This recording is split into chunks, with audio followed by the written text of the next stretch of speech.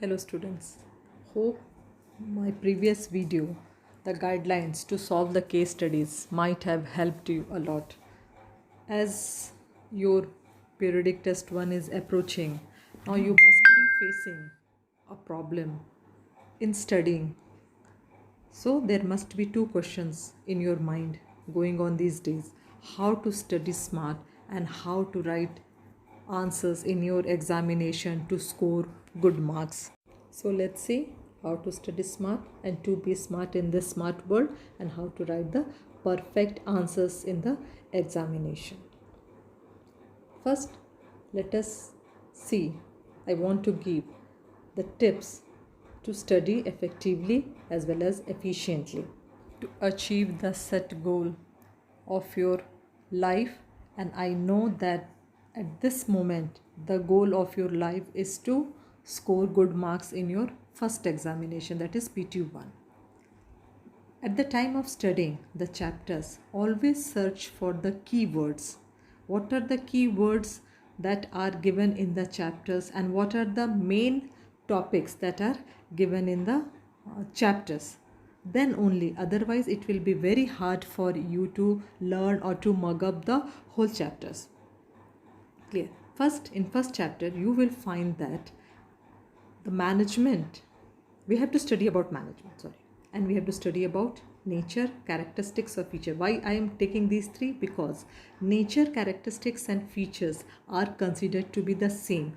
If you have been asked to write nature, you can write characteristics or the features of the same topic. Same. Merits and advantages are the synonyms. Same thing applies for the demerits and disadvantages. They both are same. So don't get confused that I studied about the demerits and the question is being asked about to write about the disadvantages of a particular topic. So these two words are same.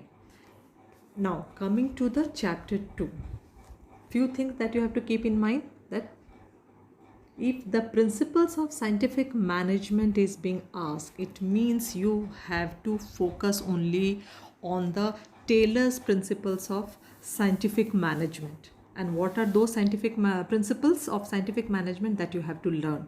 There are 4 principles of scientific management. Clear?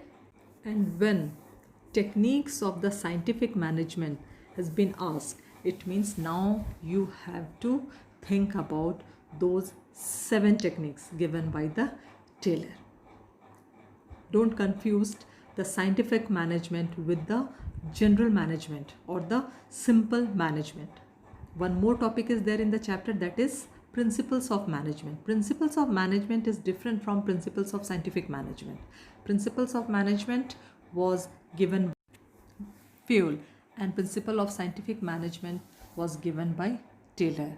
So when principles of management are asked, you have to think and write about the Henry Fayol's 14 principles of management. Now it's up to you how you are going to learn and remember all those 14 principles. So altogether in chapter 2 you have to study 14 principles plus 7 techniques plus 4 principles of scientific management. Other than what importance of principles of management, then nature and significance of principles of management. Now moving to chapter 3, that is the business environment. Again the same. The most important part of the business environment is the 5 dimensions of business environment that you have to study properly. Only 5 things that you have to remember, that is economic, technological, social, political and legal one.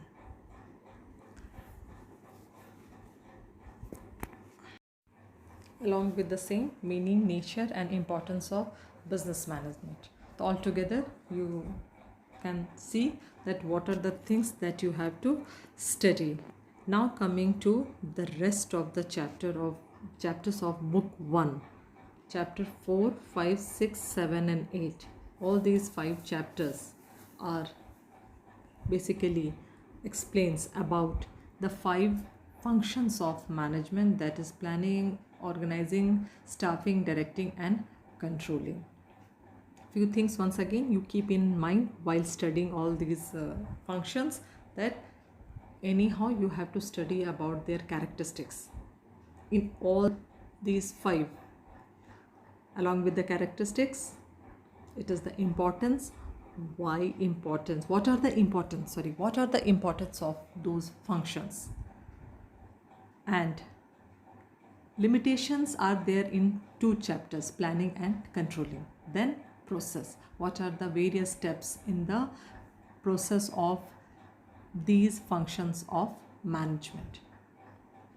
So make the notes properly under these headings.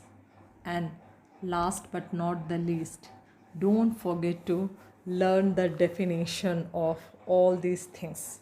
Anyhow, definition is going to be asked in your board examination for sure. So don't forget to learn the definition or the explanation of any of the concepts or the term that are there in the chapters. The next part is how to write in the examination to score maximum. Clear? For the BST, means for the BST purpose, always write the examination to the point. Write to the point. No need of writing anything unnecessarily. If characteristics have been asked of planning, just write characteristics only. No need of explaining or defining the term planning. And the point should be according to the marks allotted in the question. If you have been asked to write importance of planning in 5-marker question, it means you have to write only 5 points. But if the same question is being asked for 3 marks, it means you don't have to write 5 points of characteristics, or even in the book 7 characteristics are given, you don't have to write all. You have to write only 3, because 3 marks and you have to write 3 points for that answer.